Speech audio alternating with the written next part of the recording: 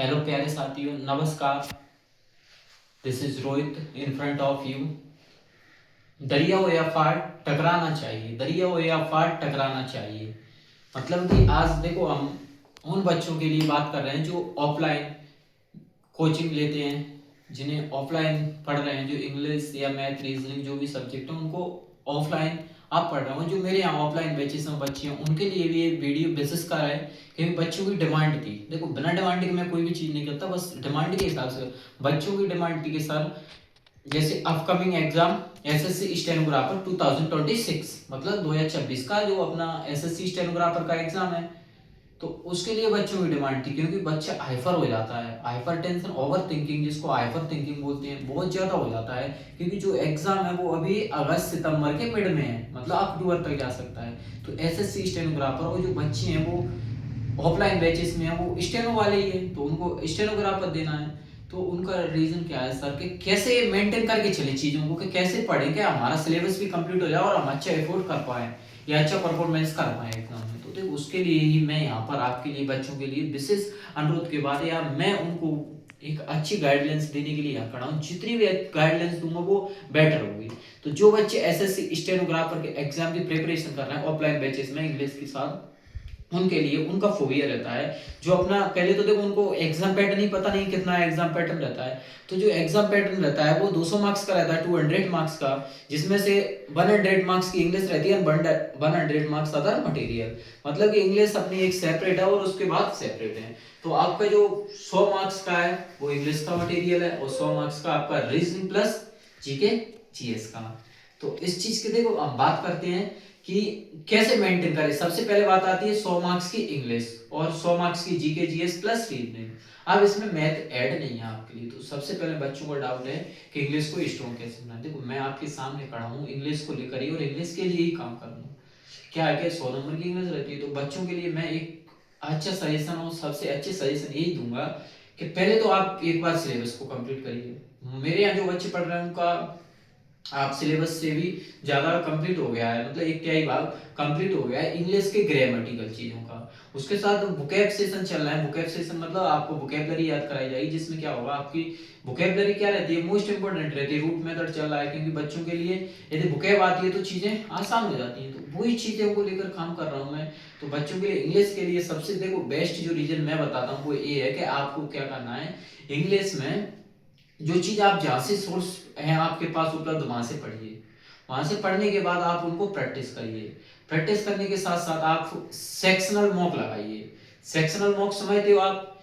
जैसे कि आपने कोई टॉपिक पढ़ा, जैसे वोकैब का एंटोस शुरू किए, तो एंटोनिम्स के आप सेक्शनल टेस्ट लगाइए और वोकैब के भी सेक्शनल टेस्ट लगाइए। चैप्टर वाइज टेस्ट लगा लीजिए। जैसे आपने नाउन पढ़ा, नाउन के टेस्ट लगा लीजिए। या आपने कोई जैसे एक्टिव पैसिव वॉइस पढ़ा, तो यही आपके लिए उसमें कितने मार्क्स का आता है, 20 नंबर का आता है एक्टिव एंड पैसिव। तो इसके आप सेक्शनल मॉक लगा लीजिए, तो वहां से आपके इंग्लिश के क्लियर हो जाता है। तो इंग्लिश के लिए तो आपको मैं सबसे यही बताता हूँ कि मेरा एक वोकैबलरी का सेशन चल रहा है, जिसमें आप वोकैब को स्ट्रॉन्ग बना सकते हो। ग्रामेटिकल चीजें आपकी आसानी से हो जाएंगी जहाँ से आप पढ़ रहे हो, और मैंने जो करा रखा है वो तो आसानी हो। ये तो इंग्लिश का डाउट हुआ। अब बात आती है कि रीजनिंग का क्या करें। देखो, मैं फैक्ट के साथ यहाँ पर आया हूँ, फैक्ट के साथ बता रहा हूँ। यदि आप एक बार सिलेबस को करने 4 से 5 महीने लगे, उसको करने के बाद यदि आपने रिवीजन कर ली 1-2 महीने, तो आपका सिलेक्शन इंग्लिश में अच्छा परफॉर्मेंस के साथ रहेगा। उसी साथ मैं बात करता हूँ अब रीजनिंग और जीके जीएस की। तो जो बच्चे डर रहे हैं वो इंग्लिश से, उनके लिए यही है कि देखो, टाइम आपके पास रहेगा, तो उस टाइम का आप यूज करिए। इंग्लिश को कम से कम 3 या 4 घंटे, 3 घंटे दीजिए। 3 घंटे इंग्लिश को दोगे तो आसान हो जाएगी। उसके साथ अब बात आती है रीजनिंग और जीके जीएस की। आपको देखो, जीके जीएस के लिए मैं आपको सजेशन करूंगा कि जीके जीएस में आप पहले एक बार सिलेबस को पढ़िए। सिलेबस में आपको देखो ज्यादा टाइम नहीं लगा। यदि आप पॉलिटी पढ़ते हो तो 30 से 40 क्लास होंगी आपकी पॉलिटी। हिस्ट्री पढ़ते हो तो हाईएस्ट जो क्लास है 50 और 60 के बीच में ही रहेंगी आपकी। मतलब आप एक साथ, मैं आपको वो जीके जीएस की गाइडलाइंस बता रहा हूँ कि आप एक साथ जीके जीएस में देखो, एक पॉलिटी पकड़ लो, एक हिस्ट्री पकड़ लो, और एक आप स्टैटिक पकड़ लो, या जियोग्राफी जियोग्राफी 3 सब्जेक्ट को पकड़ लो। तीनों सब्जेक्ट को आपको करने में सिर्फ 50 दिन लगेंगे। 40 से 50 दिन में कंप्लीट हो जाएंगे। यदि आप एक साथ पढ़ते हो तो 50 दिन, आप पार्ट में डिवाइड करके पढ़ते हो, पहले इसको तो फिर आपको कम से कम 3-4 महीने लगेंगे। तो आपको 40-50 दिन में आपकी ये कंप्लीट हो जाती है जीके जीएस की। उसके बाद आती है आपके जीके जीएस में ही देखो अपनी पॉलिटी कंप्लीट हो गई, जियोग्राफी कंप्लीट हो गई, हिस्ट्री कंप्लीट हो गई थी। अब स्टैटिक की बात आती है, स्टैटिक और इकोनॉमी और आपकी जो जीएस है उसमें बायोलॉजी और फिजिक्स केमिस्ट्री की बात आती है। तो आपके जो फिजिक्स केमिस्ट्री के पार्ट है ना वो सिर्फ आपके लिए आईजीएस्ट आप बायो पढ़ोगे तो 30 क्लास में कंप्लीट हो जाएगी। फिर आप किसको पकड़ लीजिए, एक स्टैटिक को, एक बायो को और एक फिजिक्स केमिस्ट्री को और एक इकोनॉमिक को। यदि आप पहले इकोनॉमिक पढ़ते हैं और स्टैटिक पढ़ते हैं तो आपको आईजेस्ट दिन लगेंगे 40 से 50 दिन, 50 दिन ये लगेंगे। तो आपका देखो 40 दिनों को कंप्लीट हुआ और 50 दिन में आपका ये कंप्लीट हो रहा है।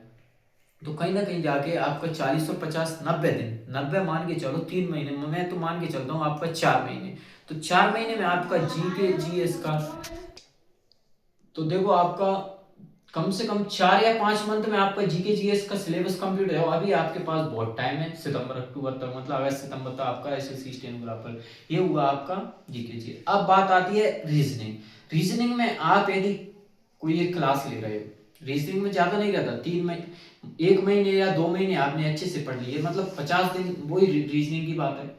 30-40 दिन में आपकी रीजनिंग आता है। रीजनिंग कुछ ऐसे वर्बल और नॉन वर्बल में डिवाइड रहती है। जो आपके नॉन वर्बल के टॉपिक है ना वो कम से कम 15-20 टॉपिक ऐसे हैं आसान है जिनको आप बिना पढ़े ही यदि आप सॉल्व करते हो क्वेश्चन तो बन जाते हैं। तो आपको किसको ध्यान देना है, अगर वर्बल वाली को, वर्बल वाली में आपको 30 या 35 दिन लगेंगे। तो आपका जो सिलेबस है वो कंप्लीट हो जाएगा कम से कम, आप यदि थोड़ा मेहनत के साथ पढ़ते हो, डेडिकेशन के साथ पढ़ते हो तो 40-50 कम से कम आपको लगेगा 5-6 महीने। 6 महीने में आपका सिलेबस कंप्लीटली हो जाएगा और इसके साथ आप एक अच्छी तैयारी भी कर लोगे और अच्छे से प्रैक्टिस भी कर लोगे।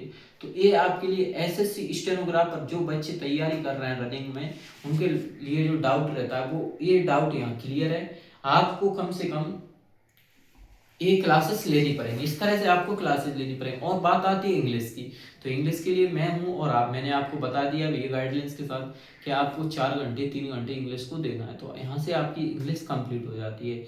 इंग्लिश का क्या रहता है कि सबसे ज़्यादा उसमें कॉम्प्रिहेंशन वाला पार्ट आता है। कॉम्प्रिहेंशन के लिए आपकी वोकैबुलरी स्ट्रांग होना जरूरी है। यदि आपको वोकैब आती है तो वहाँ से आपका क्लियर हो जाएगा। तो देखो जो आपके जो बैचेस हैं वो भी रनिंग में चल रहे हैं। SSC stenographer upcoming 2026 paper batch is running, timing 9 o'clock to 10 o'clock, 9 से 10 बजे आपका मॉर्निंग में जो बैच है वो चल रहा है एसएससी स्टेनोग्राफर। यहाँ पर सिर्फ आपको ग्रामेटिकल चीजें से दूर करते हो, ओनली वोकैब पर ध्यान दिया जा रहा है आपके वोकैब को स्ट्रॉन्ग बनाने के लिए। तो आप यहाँ से वोकैब पढ़ सकते हो और चीज़ों को, और आगे जैसे मुझे लगेगा कि मुझे कुछ क्लासेस लेनी है आपके लिए ऑनलाइन तो मैं वो भी कोशिश करूंगा। लेकिन अभी जितना आपके पास सोर्सेज हैं, आप जितना पढ़ सकते हो उसके लिए आपके लिए मैं तैयार हूँ और आप यहाँ से पढ़ सकते हो, अपनी तैयारी को एकदम बेस्ट बना सकते हो। और एक सिलेक्शन लेने के लिए आपको 6 से 7 महीने ही लगते हैं। एक स्टूडेंट को यदि सिलेक्शन लेना है तो 6 से 7 महीने आपके लिए ज़्यादा से ज़्यादा माने जाते हैं कि 6 से 7 महीने में सिलेक्शन ले सकता है। तो आप अपनी तैयारी को अच्छे से करिए